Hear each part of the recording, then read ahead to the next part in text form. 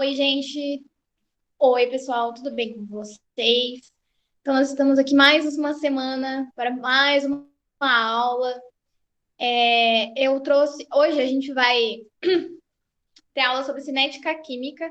É uma parte bem legal da química inorgânica que os vestibulares gostam bastante, junto com o equilíbrio químico, que a gente vai começar a ver daqui umas 2 semanas. É, Pode ser uma parte meio cansativa, mas eu acredito que ela seja tranquila para vocês pegarem um jeito. E o que acontece? Eu trouxe a aula, a gente vai ver cinética hoje, mas eu acabei dividindo a aula em duas partes, porque eu achei que ia ficar muita coisa pra gente ver hoje. Ia ficar tipo um vídeo muito comprido para vocês assistirem, acaba sendo meio cansativo.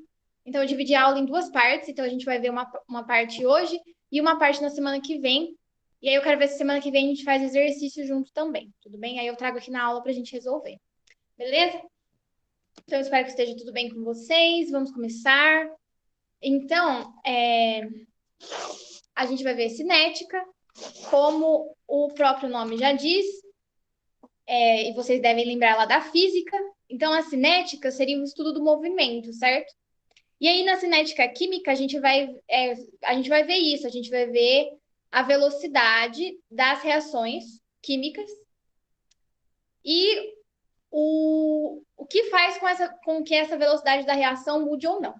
Então, já fazendo uma ponte com a física que eu tinha falado para vocês, na física a gente estuda bastante velocidade, né, na cinemática. E quando a gente vê velocidade na física, a gente sabe que a velocidade é dada por essa formulinha aqui, que fala para mim que a velocidade nada mais é do que a variação do espaço pela variação do tempo. Então, delta S sobre delta T. Como na química a gente não tá, as moléculas não estão andando, o espaço delas não varia, a gente não vai estar usando essa fórmula aqui, a gente vai estar usando essa fórmula de forma adaptada para a química, para o que acontece na química. E na química, o que acontece são reações químicas, certo? Então, nós vamos ter reagentes que vão passar por uma transformação química, que é mais ou menos o que a gente vai estudar hoje, e eles vão acabar virando produtos, que é o nosso estado final. Então, a gente tem um estado inicial, que são os meus reagentes, e eles sofrem uma transformação e viram produtos. Então, a velocidade de uma reação química é dada por essa variação. Então, os meus reagentes, quando eles passam por essa transformação, eles vão ser consumidos e os produtos vão ser formados, certo? Então, por isso que aqui no meio a gente vai ter o quê? A gente vai ter uma variação da quantidade de produto que eu tenho, da quantidade de espécie que eu tenho, seja o reagente, para saber qual é a velocidade que ele é consumido, ou seja, o meu produto para saber a velocidade que ele é formado, tudo bem? Então, a gente pode trabalhar com a velocidade nesses dois aspectos. Nos reagentes sendo consumidos na reação e nos produtos sendo formados. E essa variação nada mais é do que a quantidade final que eu tenho menos a quantidade inicial que eu tenho, seja do reagente ou seja do produto. Vai depender do que você quer calcular. Gente, quem tiver dúvida, manda aí no chat para mim que tá aberto aqui, tá? Eu esqueci de falar no começo da aula, mas vocês já sabem, toda semana a mesma coisa. Então, gente, é basicamente isso. O Q é como se fosse uma espécie química. Ah, eu quero saber qual é a velocidade do meu reagente. Ah, eu estou reagindo o NaCl, por exemplo. Eu quero saber qual é a velocidade do NaCl. Então, o que é a quantidade que eu tenho daquilo, e o X é da minha espécie. Então, é a quantidade que eu tenho daquele reagente, seja ele um sal, um ácido, uma base, tudo bem? E Q seria a quantidade. Então, eu tenho a quantidade final. Ah, eu consumi tudo, então minha quantidade final é zero. E a minha quantidade inicial, que é o que eu tinha lá no começo da minha reação. Beleza? Então tá. É basicamente isso, gente. Essa vai ser a fórmula que a gente vai usar para calcular a velocidade. Vamos então trabalhar agora com uma reação genérica para a gente conseguir aplicar isso. Vamos pensar assim: a quantidade que eu formo uma coisa, o que eu consumo aquela coisa, vai depender do que eu tenho, certo? Então, se eu tenho a rapidez com que, vamos dar um exemplo, a rapidez com que eu como uma batata frita é diferente da rapidez com que eu como 10 batatas fritas. Então, a velocidade também vai acabar dependendo da quantidade de reagente que eu tenho que consumir ou da quantidade de produto que eu tenho que formar. E a quantidade na química, a gente leva em consideração o número de mol, certo? Que aqui eu estou representando pela letrinha A, é o número de mol de a letrinha B é o número de mol de B, e a letrinha C é o número de mol de C, e a letrinha D é o número de mol de D, certo? Então, uma reação genérica aqui para a gente conseguir aplicar essa quantidade de reagente ou de produto na nossa fórmula. Então, o que, que a gente vai ter aqui, ó? Dado que a gente viu ali atrás, a gente vai ter que a velocidade do A vai ser a variação da concentração do A. Então, gente, ó, coisas novas aqui que podem ser coisas que podem ser novas para vocês. Colchetes, ó, colchetes aqui, ó, significa concentração. Tudo bem? Então, toda vez que aparecer um colchete e alguma coisa dentro, quer dizer que é a concentração daquilo que está dentro. Tudo bem? Professora, por que a velocidade do A e do B é negativa e a velocidade do C e do D é positiva? O A e o B são reagentes. Reagentes, eles vão ser consumidos. Se a gente fosse fazer o delta, ia dar negativo. Não tem como a minha variação da quantidade daquilo ser negativa. Por isso que na hora de calcular a velocidade de reagente, a gente coloca o menos antes da fórmula, ou a gente coloca ela em módulo, que é o que eu coloquei aqui para vocês. Tudo bem? Isso só para reagente, ó. Para produto, a variação vai ser positiva, então eu não preciso desse menos. Mas aí, gente, é uma questão de lógica, né? Não tem como a minha variação ser negativa. Não tem como a quantidade que eu consumir ser negativa. Tudo bem?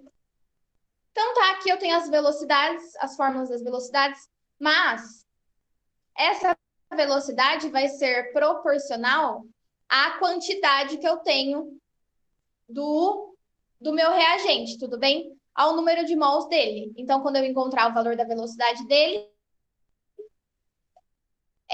eu tenho que dividir pelo número de mols que ele tem. Se vocês repararem, as velocidades aqui são iguais, ó. O V, a velocidade de A dividido pelo número de mols de A, é igual à velocidade de B dividido pelo número de mols de B, e por aí vai. Por quê? Porque ao mesmo tempo que eu consumo um, eu vou estar formando outro, então elas têm que ser proporcionais entre si.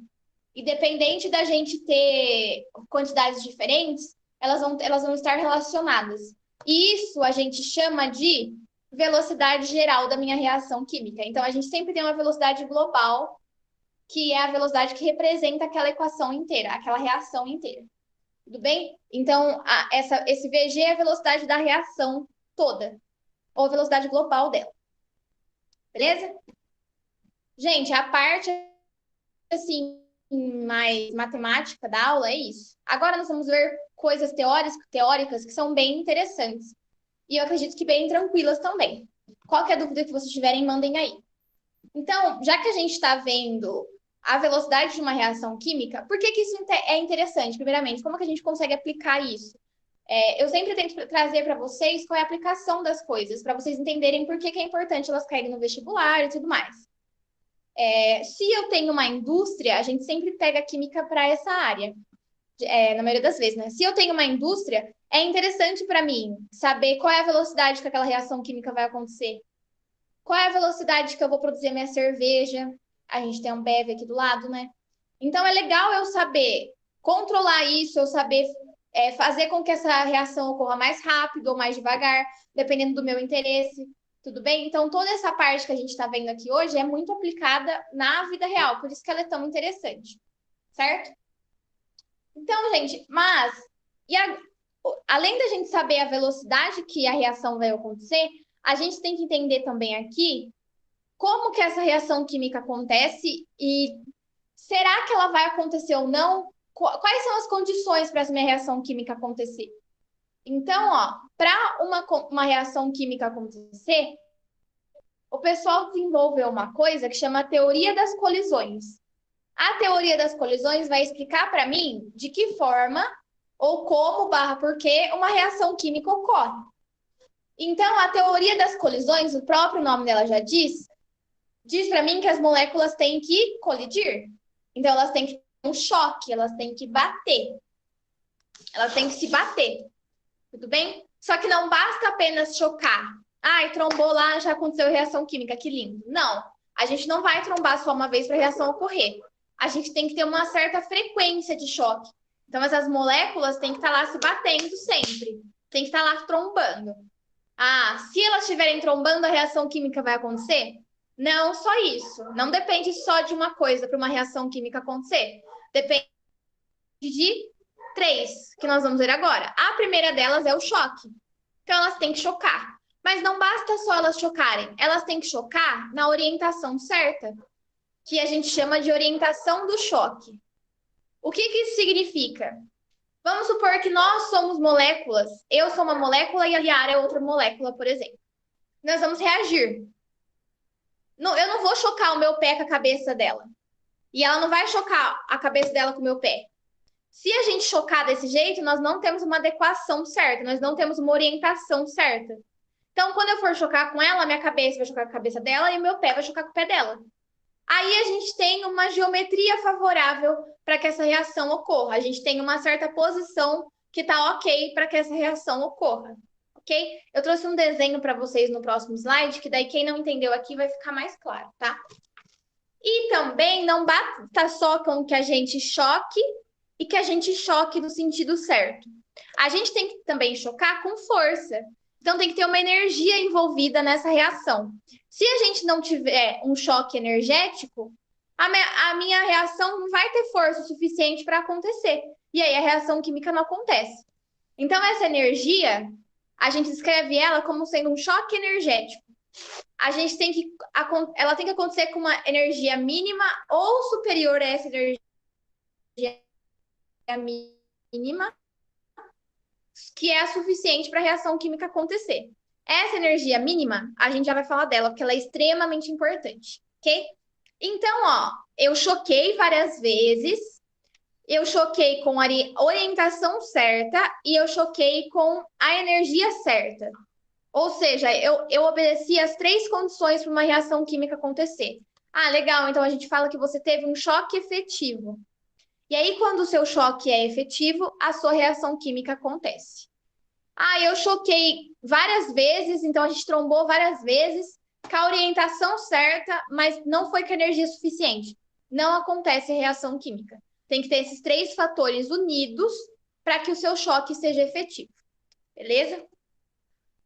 Continuando ainda na teoria das colisões, vamos dar um exemplo, então, para ficar mais claro para vocês. Beleza? Vamos agora trabalhar com alguma coisa mais prática. Então, ó, nós temos uma molécula de gás hidrogênio reagindo com uma molécula de gás hidrogênio, formando duas moléculas de gás HI. O que vai acontecer aqui, então? Vamos se chocar primeiro. Aqui, ó, como vocês podem ver, ó, estão as minhas duas moléculas. Aí elas se chocaram, mas, ó, se vocês separarem, o H do H2 chocou com o I do I2. Mas essas duas moléculas aqui, ó, nem se encontraram. Elas nem chocaram. Então, aqui a gente não teve um choque com a geometria favorável. Por isso que a reação química não acontece. Agora, aqui embaixo, ó, se a gente for ver, o choque foi ok, né? A geometria dele foi certa, ó. O H chocou com o H e o H chocou com o I e o H chocou com o I. Mas não foi um choque energético, então a energia desse choque não foi suficiente para que a reação química ocorra. Por isso que ela também não reage.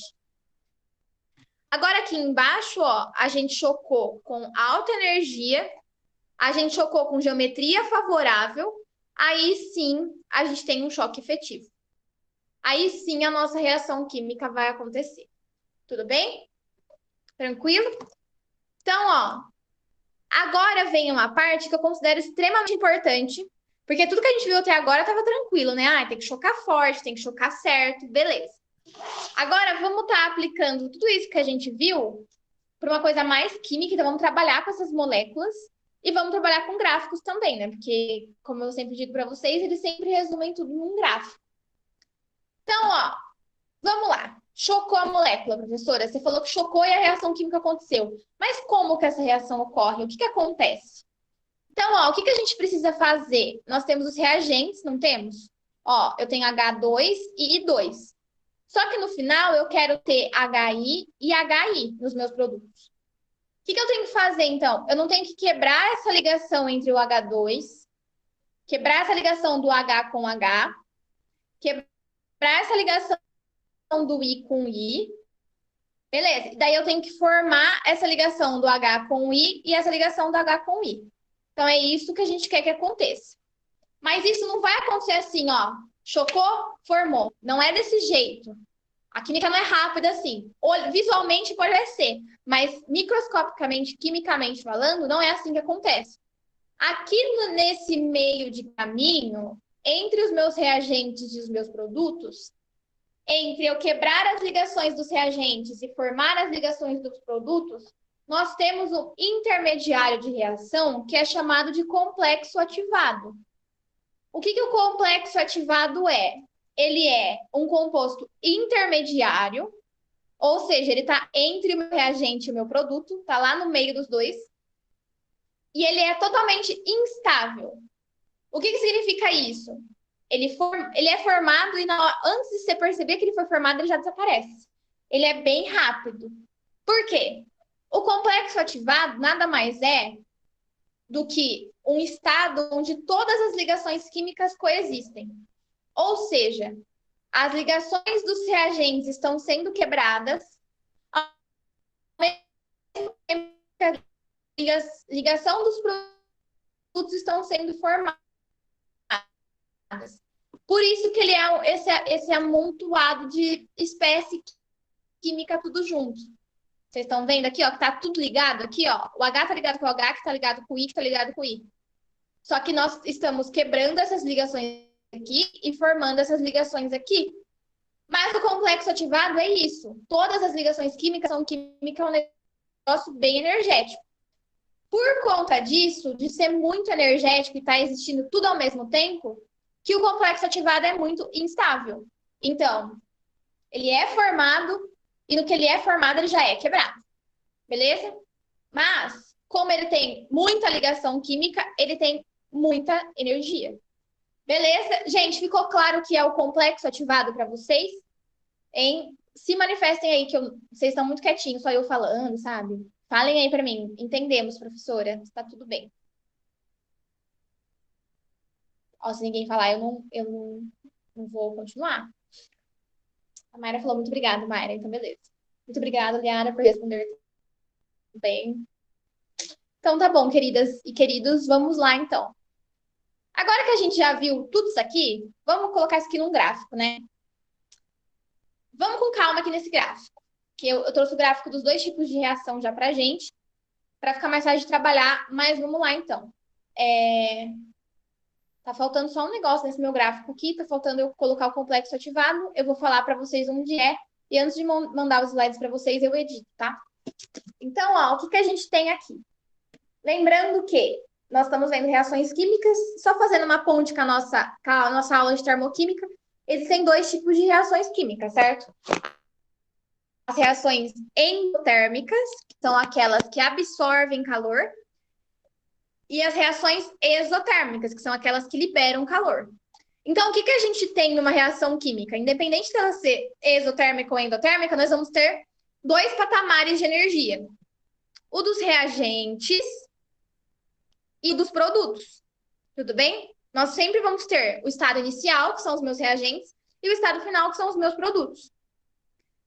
Vamos lá. E se vocês repararem aqui, independente de qual reação que for, a gente tem os reagentes sempre, sempre, sempre.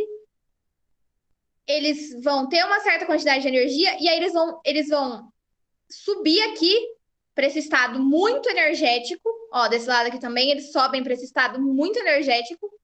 E aí eles vão virar os produtos. O que é esse estado muito energético, que é esse estado intermediário que eu falei para vocês? Aqui na ponta do topo do gráfico da reação química, sempre vai estar o meu complexo ativado. Então, pensem assim, a ordem de uma reação química é a seguinte, eu tenho os reagentes, e aí os meus reagentes vão se chocar, vão trombar, com uma certa quantidade de energia suficiente para formar o meu complexo ativado. Cheguei aqui em cima. Aí, esse meu complexo ativado é muito instável, e aí ele já se desmonta para formar os meus produtos. Beleza? Então, mais uma vez, ó, os reagentes trombam, se chocam.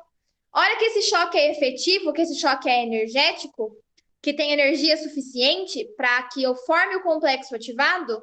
Eu vou formar o meu complexo ativado. E aí, depois, o meu complexo ativado é muito instável e ele cai e forma o meu produto. Beleza? Sim, tem a ver com catalisador. A gente já vai ver catalisador. Aqui, agora, nesse slide, não tem catalisador. Tudo bem? Aí o catalisador vai aparecer no próximo slide ali, que a gente já vai ver. Mas tem a ver também, beleza? Muito bem colocado. Então, gente, ó, quando os reagentes se chocam e aí tromba para formar o complexo ativado, eu deixei bem claro aqui para vocês que eu preciso ter uma certa quantidade de energia, certo?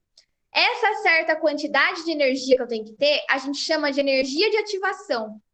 Então, a energia de ativação nada mais é do que a energia necessária para eu distorcer essas ligações químicas dos reagentes. Energia necessária para eu conseguir quebrar as ligações dos reagentes para estar formando o complexo ativado. Para eu conseguir mexer nessas ligações. Quebrar não, né? Só distorcer mesmo, porque se eu quebrar já é outra coisa. Então, é a energia necessária para eu conseguir mexer nessas ligações químicas dos reagentes, formar o meu complexo ativado e aí depois partir para o meu produto. Então, nunca se esqueçam, coisas importantes gráficas que aparecem bastante no vestibular, ó. Aqui a gente tem os reagentes e os reagentes. E se a gente pegar esse eixo aqui, que é o eixo da energia, da entalpia, a gente vai ter a entalpia dos reagentes. Aí, se eu pegar aqui os produtos, ó, esse eixo aqui, a gente vai ter a entalpia dos produtos. Então, ó, a distância da entalpia do reagente até o pico do meu gráfico, que é o complexo ativado, é a minha energia de ativação. Então, a energia de ativação é essa diferença dos reagentes para o complexo ativado. Tudo bem? Posso também perguntar qual é a entalpia da reação? Posso. A cinética é interessante para o vestibular por causa disso. Ela consegue misturar dois conceitos, duas matérias de química diferentes, a cinética em si e a termo. Então, se a gente pegar, ó, lembra lá que entalpia é produto menos reagente, o ΔH da reação? Então, ó, se eu pegar a distância do produto ao reagente, eu tenho a entalpia da minha reação, ó, o ΔH.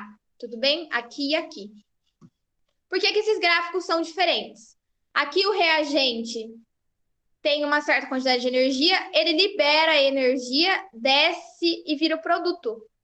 Por isso que é uma reação exotérmica.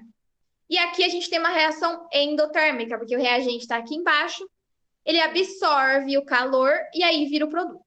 Beleza? Esse gráfico aqui deve ter lembrado um pouquinho vocês o gráfico da entalpia em si. A única diferença desse gráfico para o gráfico da entalpia é que o gráfico da entalpia a gente não tem o complexo ativado, a gente não tem essa curva.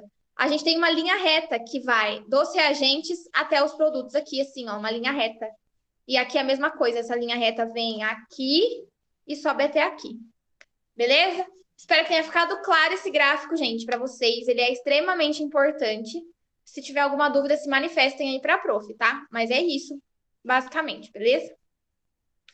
Agora a gente vai para a última parte da aula, tá?